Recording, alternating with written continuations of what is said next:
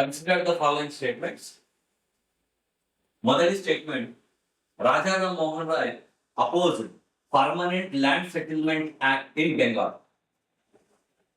తెలుగులో, బెంగాల్లో శాశ్వత శిస్తు నిర్ణయ పద్ధతిని రాజారాం మోహన్ రాయ్ వ్యతిరేకించాడు. సో ఈ స్టేట్మెంట్ కరెక్టా లేదా? సో రెండు స్టేట్మెంట్స్ ఇచ్చాడు.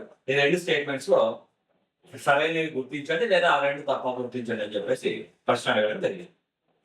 రెండోది, Rajaram Mohan Roy supported Persian instead of English for the official language in the court.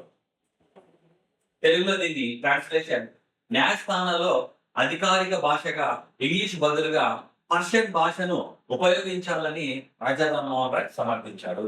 So రెండింటిలో వ్యాఖ్యలు సరైనటువంటి వ్యాఖ్యలు లేదా consider the following statements, which of the above statements are correct.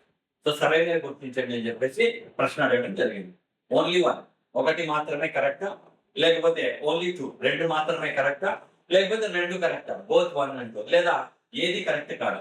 So answer ఏంటి ఒకసారి పరిశీలిస్తే, so Rajaram Mohan Roy opposed permanent land settlement in Bengal. So ఈయన బెంగాల్లో ఎప్పుడు కూడా శాశ్వత శిస్తు నిర్ణయ పద్ధతికి వ్యతిరేకంగా కానీ అనుకూలంగా కానీ ఎప్పుడు మాట్లాడలేదు ఇతను. సో అతనికి సంబంధం లేనటువంటి అంశం ఇది. రెండోది, Rajaram Mohan Roy supported Persian instead of English in the courts. న్యాయస్థానాలలో ఇంగ్లీష్ బదులుగా పర్షియా భాష ఉపయోగించాలని రాజారాం మోహన్ రాయ్ సమర్థించాడు.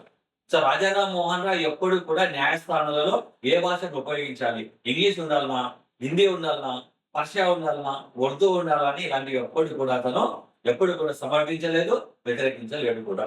కానీ భారతదేశంలో మొట్టమొదటి పర్షియన్ పత్రిక ఏదైతే ఉందో ఈ పర్షియన్ పత్రికను మాత్రం ఈయన ప్రారంభించడం జరిగింది.